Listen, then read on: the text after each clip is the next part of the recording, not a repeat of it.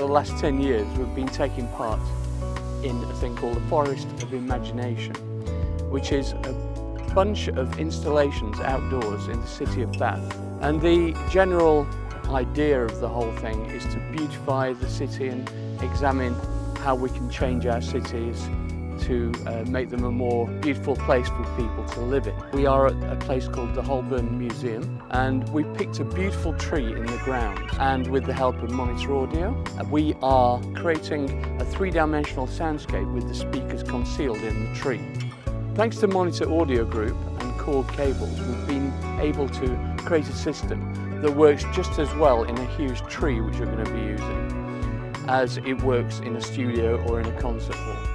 We have an immersive sound installation here by Martyn Ware and Illustrious called the Empath Machine, kindly supported by Monitor Audio Group. It's going to be in a tree, and this is what's so great about Forest Imagination, is that we invite artists in to do whatever they want really with the space. So we show them the options, and they get to do these amazing creative interpretations of their work in really unusual spaces. Forest Imagination is here from Wednesday the 26th until Sunday the 30th of June.